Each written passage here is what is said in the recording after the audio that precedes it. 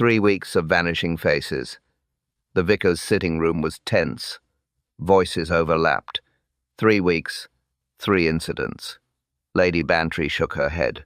Too much silence. Too much darkness. Griselda leaned forward. Molly Archer was first. All eyes turned to Molly. Her hands trembled. Her voice dropped. I saw it. A door of darkness. The room went still. Miss Marple's needles paused. Door? She asked softly. Molly nodded. Yes, a shape in the hedge, blacker than night. Then, a man's voice. This way to the vicarage. I stepped forward. The next thing I knew, I woke near Much Benham Depot, head aching, bag gone. Lady Bantry scoffed. Counsel blames a stumble, but no stumble steals a handbag. Griselda nodded. Then Ted Elkins, the grocer's boy. Ted rubbed his jaw. I remember the lane. Then nothing. Only a smell. Canvas, oil, and bruises after. My bicycle vanished. Found next day. Basket empty. 3 pounds butter. Beef joint. Wine bottle. All gone. The vicar sighed. Poor lad had to pay from his own wages. Constable Sanders shifted. Could be coincidence. Lady Bantry snapped. Coincidence? Twice? Griselda's face darkened. Then Amos Keene. Everyone stirred. The rent collector was not loved, but he was known. He had gone out, as usual. He had not returned. The vicar's voice dropped. His body was found this morning. At the chalk pit. Skull fractured. A hush spread. Griselda whispered. He never walked that way. Not his route. Lady Bantry frowned. 3 vanishings. 3 in the same place. The same stretch. Between lamppost 14 and 15. Constable Sanders raised a hand. The lamp's faulty. Repairs pending. Lady Bantry snapped again. Pending? For 3 weeks? Ted muttered. It's cursed, that lane. Molly's eyes welled. It wasn't accident. I felt a hand. Gentle, but firm. The vicar rubbed his temples. Accidents, robberies, death. One after another. I cannot tell the parish, it is all chance. Griselda whispered. Something lurks there. The room fell silent. Only the click of Miss Marple's needles sounded. She did not look up. Her eyes were sharp, steady. She knew fear had roots. Fear grew from cause. She placed her knitting down. Her voice, calm but firm, cut the silence. She whispered, This is no accident. A wall that should not open. Marple stood at Stile Lane, Lady Bantry beside her. Both stared at the hedge. Bantry muttered, Molly swears it opened, but hedges don't open. Marple bent closer. Her fingers brushed the thorns. She held up a scrap. Canvas. Bantry leaned in. Not wool? Marple shook her head. Too coarse. Sticky. Tar on it.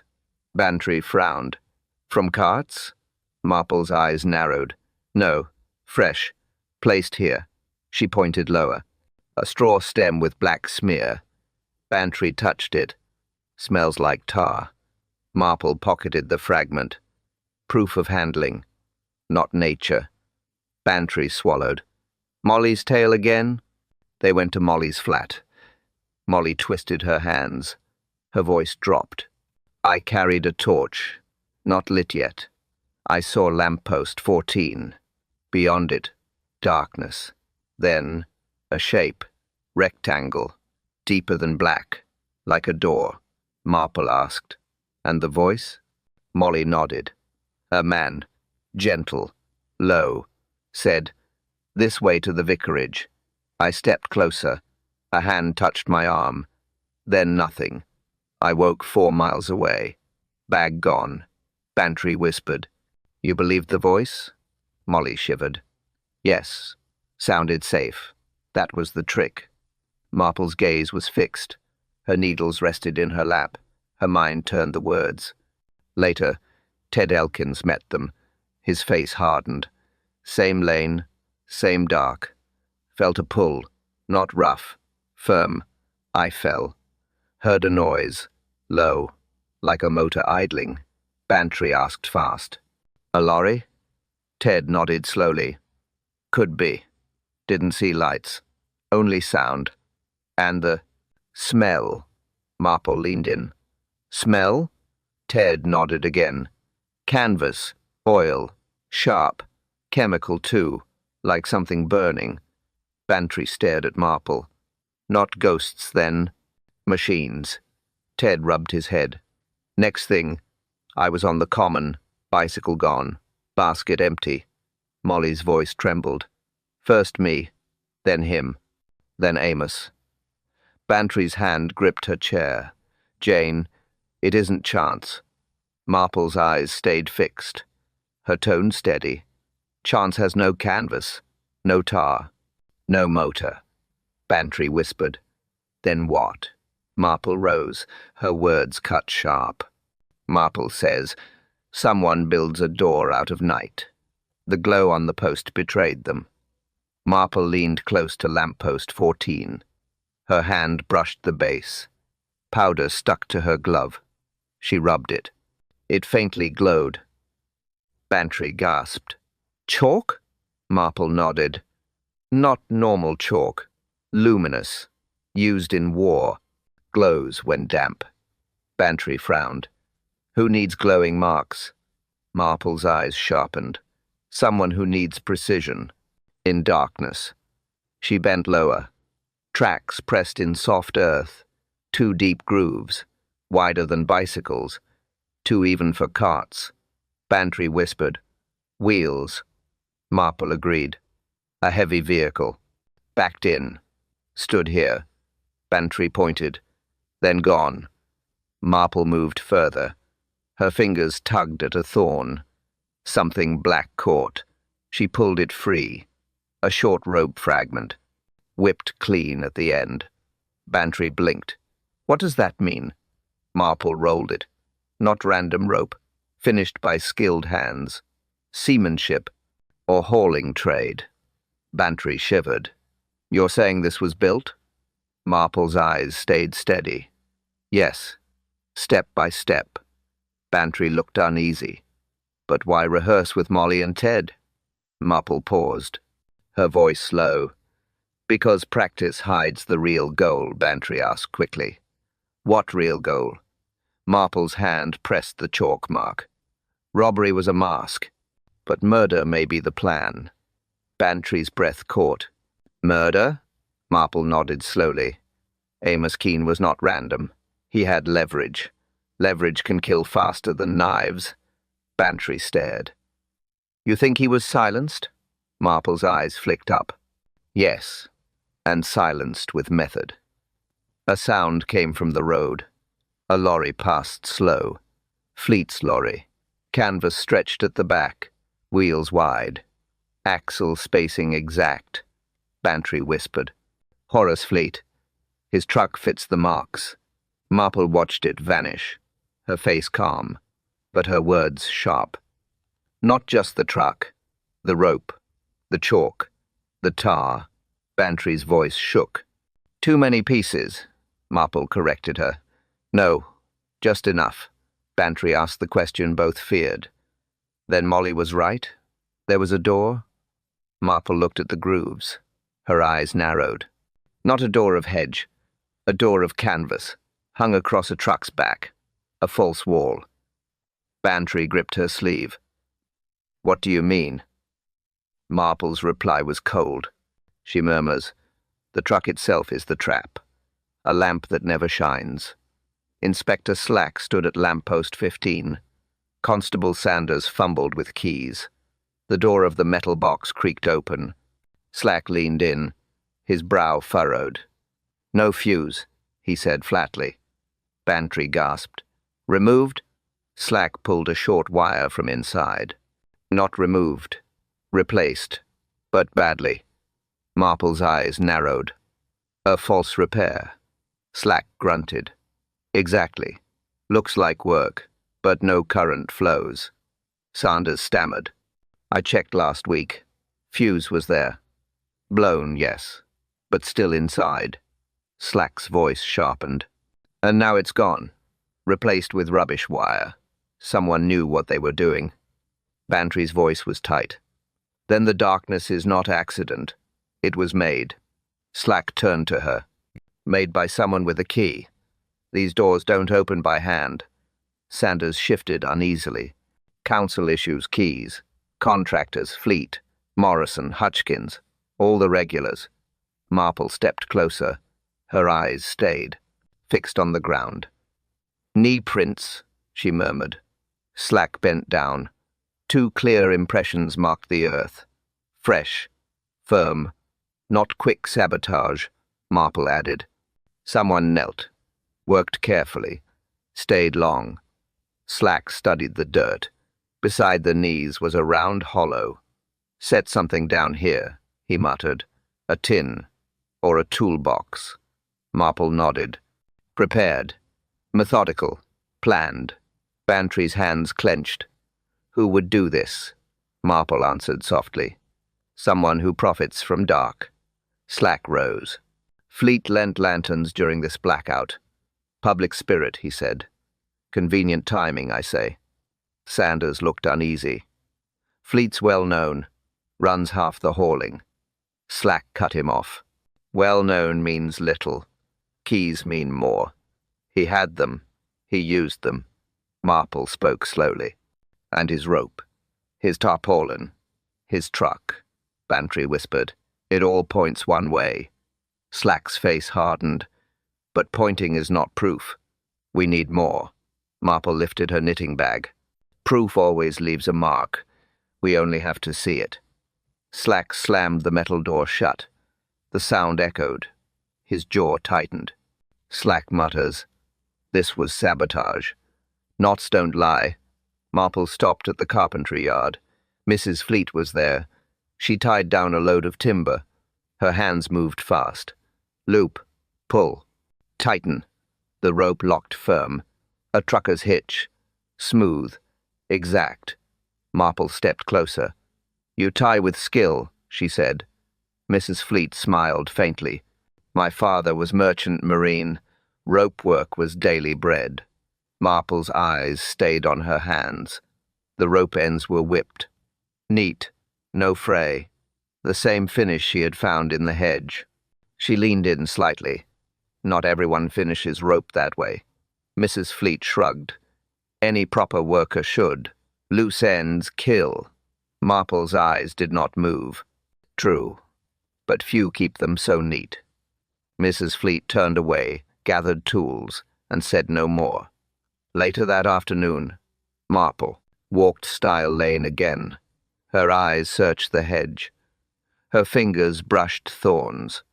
They caught on something hard. She pulled it free. A toggle. Bone. Snapped clean. Canvas fibers clung to it.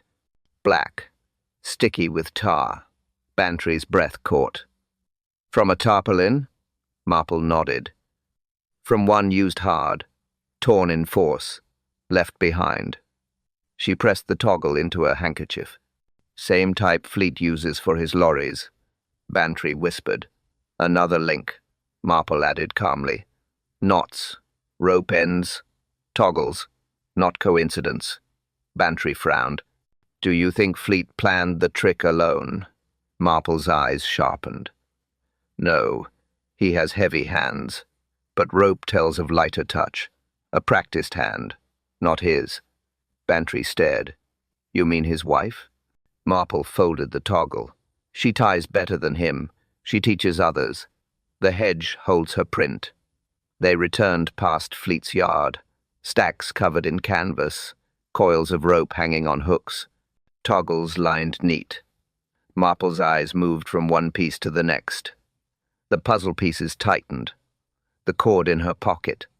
The toggle in her cloth. The whipped ends on Mrs. Fleet's rope. Bantry whispered. It is all here.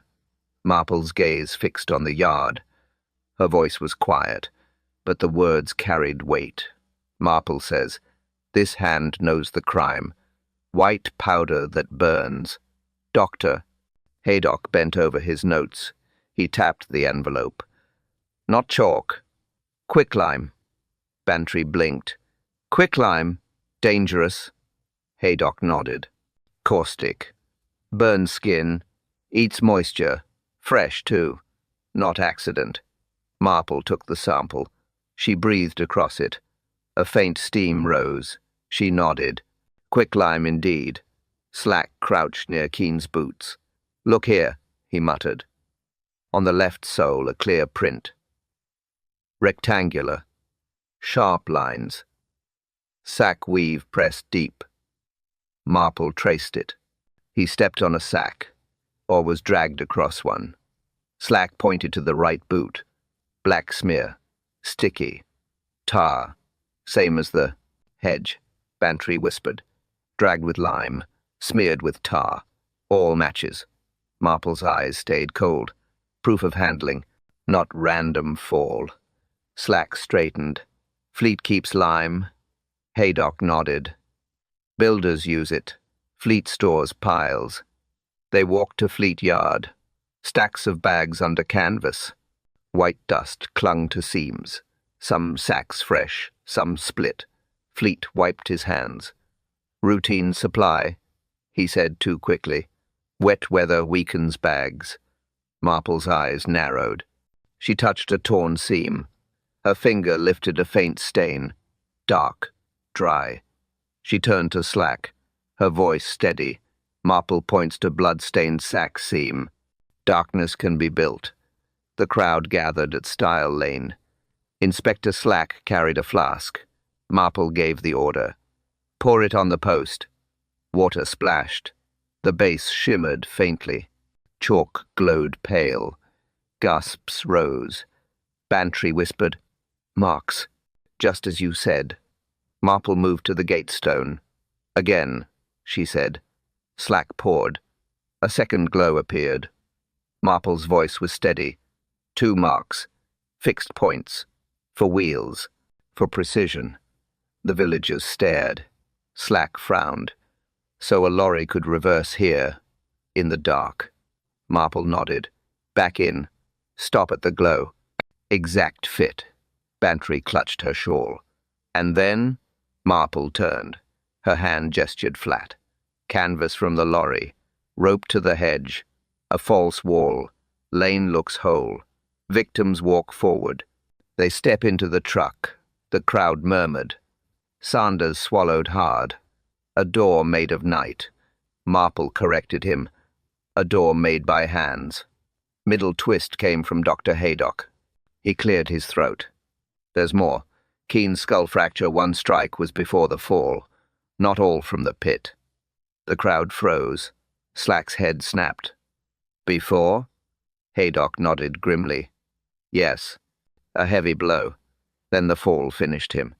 Bantry whispered. So he didn't stumble.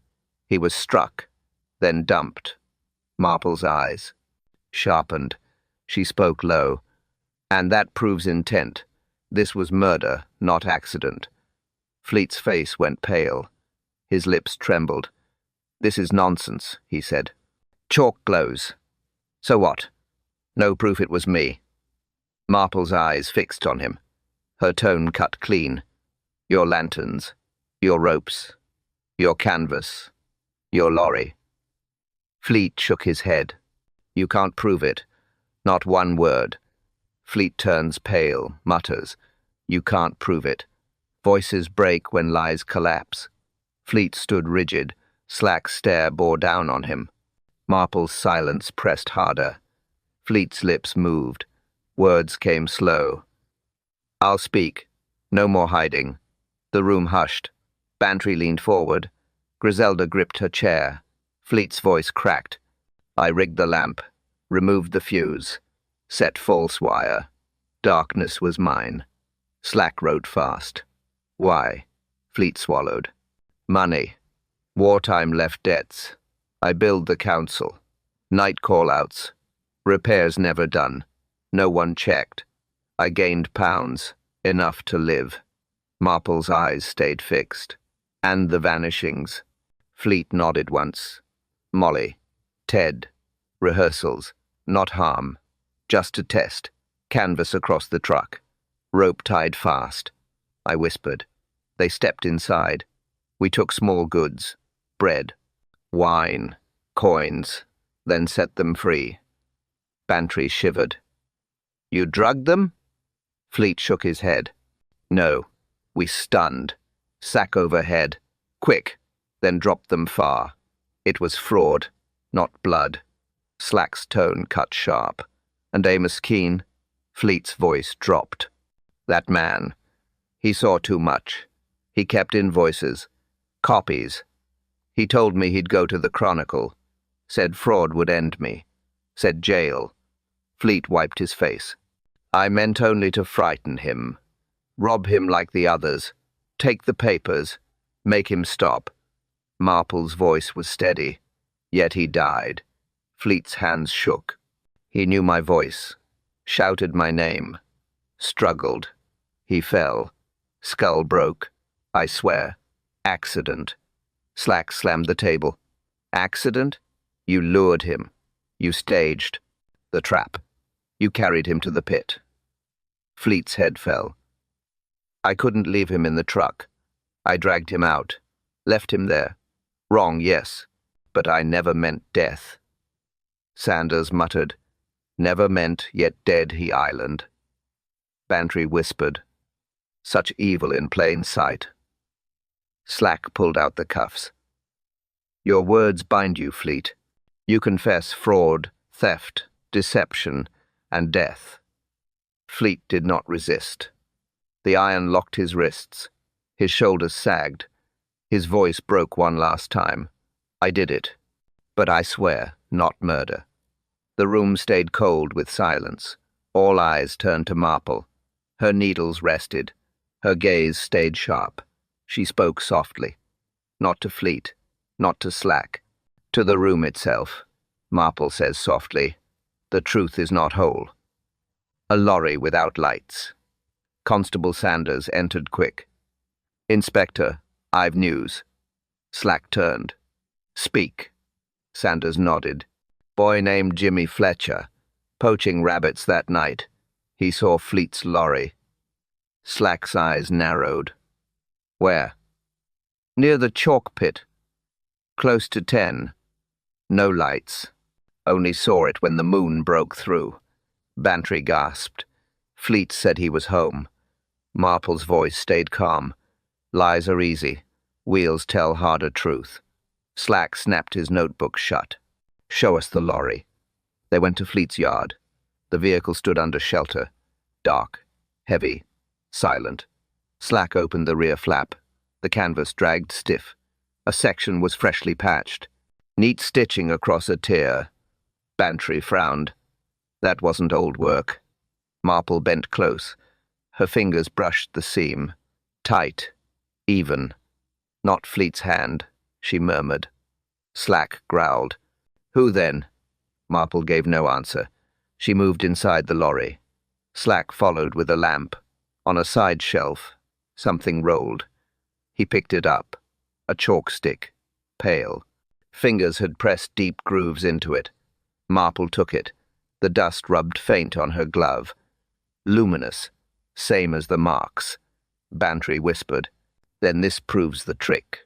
Marple shook her head. It proves more. Fleet confessed fraud. But skill leaves signature. His rope ends sloppy. His wife's ends neat. Look at this seam. She held the canvas higher. Every stitch precise. Every finish whipped clean. Slack muttered. So she stitched the cover. Marple nodded once. And tied the ropes. And left the toggle. Fleet drove. But she built the trap. Bantry clutched her arm. You mean Mrs. Fleet was part? Marple's eyes stayed fixed on the seam. Her voice dropped cold. Marple whispers, this stitch belongs to her hand. Every rope has two ends. Marple sat across from Bess Fleet. The room was still. Slack stood near the door. Marple laid items on the table. First, a piece of cord. Ends whipped neat. Second, a broken toggle. Third, a scrap of envelope. Faint chalk dust marked its edge. Marple's voice was steady. These were found where the trick was set. Bess folded her arms. I've nothing to do with that. Marple pointed to the cord. Your husband ties rough. His ends fray. These ends are neat. Seamanship neat. Like yours. Bess shook her head. Coincidence. Marple touched the toggle. Canvas toggle. From a tarpaulin. Same type used on your husband's lorry. Same grain. Same size. Bess's lips pressed tight. She gave no word. Marple held the envelope scrap. This carried Amos Keene's invoices. Burned in haste. But chalk dust clung. The dust matches the postmarks. Bess looked away. Her hands tightened on her skirt. Slack leaned forward. Answer, woman. Did you stitch that canvas? Bess snapped back. I mend canvas for every job. Lorries tear. Men can't sew. Of course I stitch. Marple's eyes narrowed. And knots. You tie faster than him. You tie better. The hedge rope was tied in your style. Bess's voice rose. You twist everything. I keep house. I mend rope. I fix canvas. That's not crime. Marple's tone stayed calm. But those habits marked the crime. The rope. The toggle. The chalk scrap. All bear your touch. Bess's face flushed red. She gripped the table edge. Her denial came sharp. You want a scapegoat. Blame Fleet. He confessed. Marple leaned closer. Fleet confessed fraud, but fraud does not leave neat cord. Fraud does not sew clean seams. Fraud does not mend in haste and burn scraps. Bess's lips trembled. Her eyes flicked toward the door. Her silence spoke more than words. Bantry whispered from behind. She's breaking. Marple gathered the items. She slid them back into her bag. Her voice was cold. Marple says, Your knots tell the story. One scrap of brown envelope. Marple placed the scrap on the table. Brown, rough, scorched at the edge. She turned it toward Bess Fleet. This was found in the hedge. Chalk on its side. Torn too neat for chance. It came from Amos Keene's invoice envelope. Slack leaned closer. Where's the rest? Marple's gaze held steady. Burned. Most of it gone, but not all. This corner survived. Bess shifted in her chair. Her fingers drummed once, then stopped. She said nothing. Marple continued. The paper wasn't dropped on the lane. It was torn inside the Fleet yard. The scorch proves fire. Fire means someone feared what the envelope contained. Bantry whispered. The invoices. Marple nodded. Keene's copies. Proof of false billing. Council charges for repairs never made. Large sums. Slack's eyes fixed on Bess. So he threatened you? Bess shook her head too fast. He threatened Horace, not me.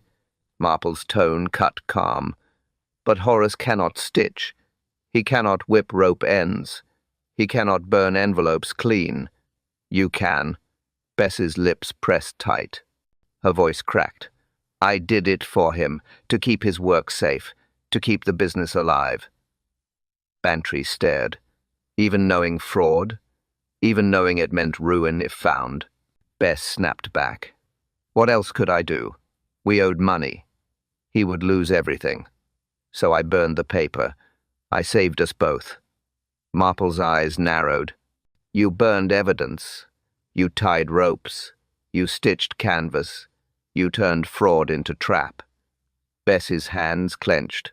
Her eyes glistened, but stayed hard. I did what I had to. He was weak. I kept us afloat. Marple folded the scrap. And when Keene pushed too far, Bess looked down. Her silence answered louder than speech. Slack straightened.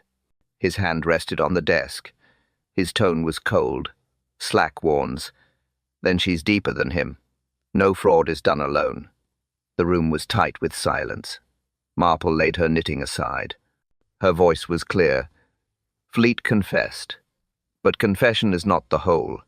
Fraud leaves two sets of marks. Heavy and light, rough and neat. Husband and wife. Bantry leaned in. 2 hands. Marple nodded. One tied knots. One drove wheels. Together they made the trick. Slack folded his arms. Spell it plain. Marple did. Fleet had the key to the lamp. He removed the fuse. He backed the lorry to the chalk marks. He gave the orders. But the ropes? The canvas? The stitching? That was Bess. She bound the hedge to the truck. She whipped the ends. She left the toggle. Her work shows. Griselda's voice dropped. And the vanishings? Molly? Ted? Marple's eyes sharpened. Tests. They rehearsed. Small goods taken. Victims confused. Proof the trick worked. Proof they could fool anyone. Slack struck the table. So, robberies were practice. Practice for Keene. Marple's tone was firm. Yes, Keene held invoices. He threatened them. They needed him silent. Not only his mouth, his papers too. Fraud unmasked means prison. Bantry shuddered. So they acted together. Marple paused, her eyes fixed on Bess. Together they staged the vanishings. Together they built the false wall. Together they turned fear into profit. Fleet groaned. I drove. She stitched. But death. Bess cut him off. Don't you dare. You left me no choice. The room froze. Slack's head jerked up. No choice? Bess's hands clenched. Her voice was low, bitter. He shouted he'd go to the police. He had the papers. He mocked me. Said I was the clever one, not you. Said I'd go down harder than him. He knew too much. Bantry gasped. So you struck him. Bess's silence was enough. Marple's eyes narrowed. Her words cut deep. Fraud was shared. Robbery was shared. But murder? Murder was not. Bess looked down. Fleet stared at her, broken. Marple leaned back. Her voice quiet, final. Marple says, but only one hand pushed Amos. One moment decides murder.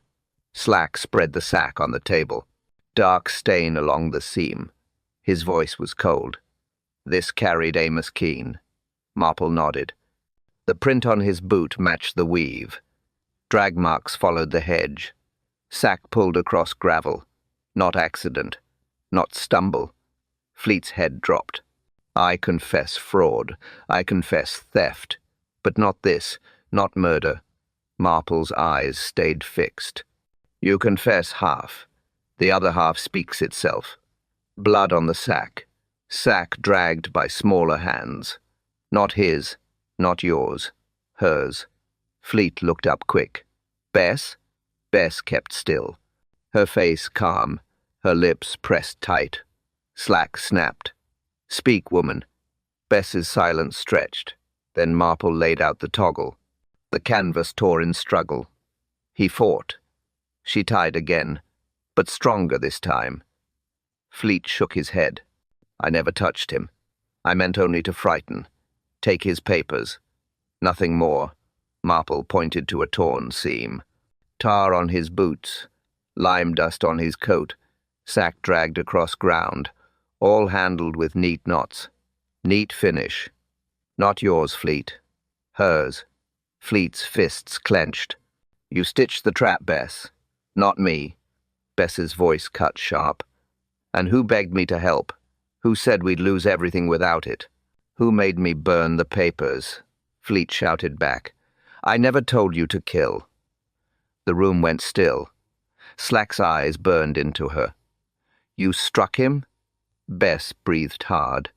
Her face stayed calm, but her eyes cracked. He mocked me. Said I was the clever one. Said the noose would fit me first. He laughed. He dared me. He pushed me. Marple's voice was steady. And you pushed back. Bess trembled. Her hand gripped the chair. Her calm broke. She cried out. He left me no choice, she whispers. He left me no choice. 2 voices, 1 crime. Fleet's face went white. His wife's words cut deeper than iron. He staggered back. You struck him?" Bess stared at the floor. Her silence answered more than words. Fleet's fists trembled.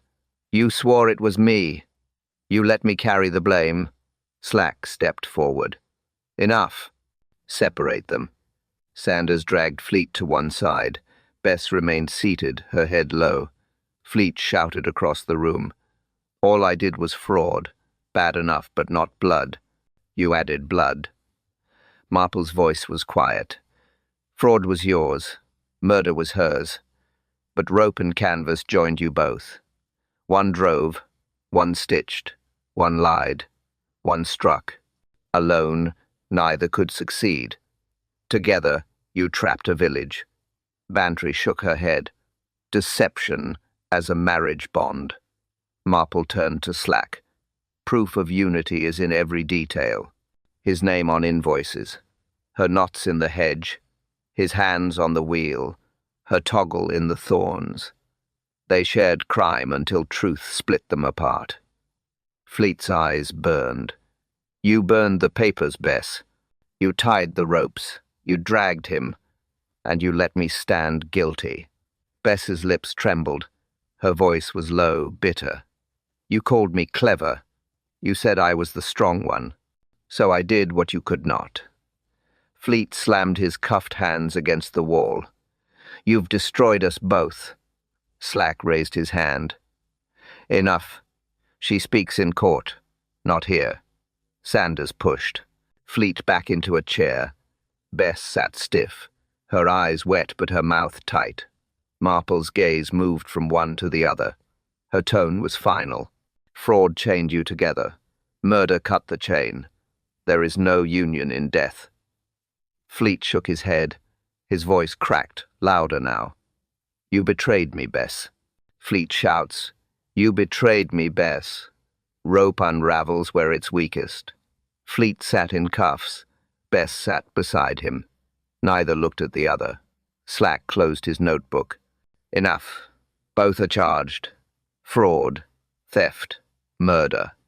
Sanders collected the evidence. The rope, the toggle, the chalk scrap, the sack seam, all sealed in bags, all marked for court. Fleet muttered under his breath. "Fraud, not blood." Bess's voice cut flat. "Your fraud led me to it. Don't pretend clean hands." Slack raised his arm. "Silence. Save it for the judge." He turned to Marple. His tone was stiff.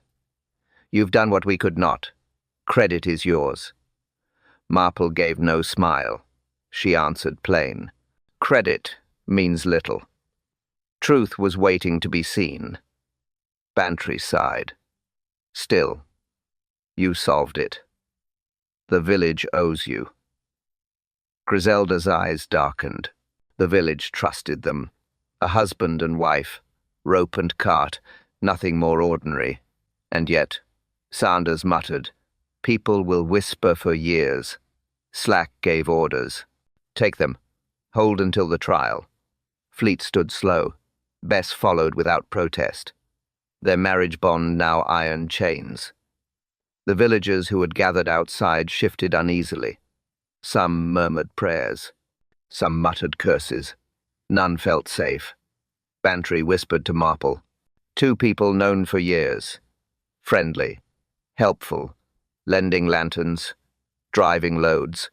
And yet behind it all, fraud and murder. Marple's reply was calm. "Trust blinds more than night." Slack gave her a short nod. "Whatever I think, this case is closed. You've done your part." The carts rolled. Fleet and Bess carried away. The crowd scattered. Only the vicar's hall remained in silence. Bantry exhaled slow. "Jane, at last it's finished." Marple's eyes turned to the lane. Her voice was low. "Finished?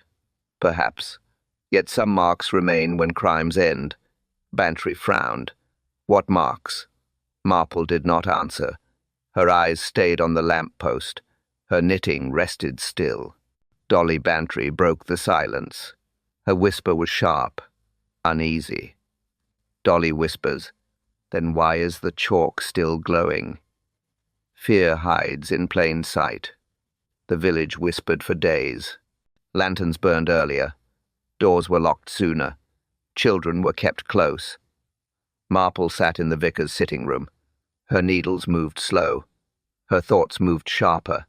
She spoke softly. Fear was never the danger. Darkness was only a tool. Hands built it. Voices used it. Chalk and rope turned it into a trap.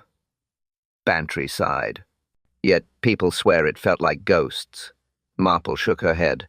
Not ghosts. Greed. Pride. Debt. Fraud grew into silence. Silence grew into murder. The vicar nodded. Habit made it possible. Fleet with his claims. Bess with her rope. No one questioned. All trusted. Griselda looked down. Trust betrayed us. Marple agreed. Trust blinds more than shadows. Knots. Invoices. Lanterns. Small habits. Small details. Each exposed truth when fear was peeled away. Bantry whispered, "And still, I feel uneasy." Marple's needles clicked. As you should. Evil hides not in darkness, but in what people overlook. A cord tied neat. A paper burned fast. A lamp left dark. None of these screamed murder, but together they told it. Haydock entered, his face weary. Keene was flawed, but he deserved better than a sack and a pit. The vicar crossed his arms. Justice will be done, yet the cost weighs heavy. Bantry muttered, 2 people we knew, 2 people trusted, now chains on their wrists. Marple's eyes lowered. Betrayal cuts deep, because it wears a friendly face.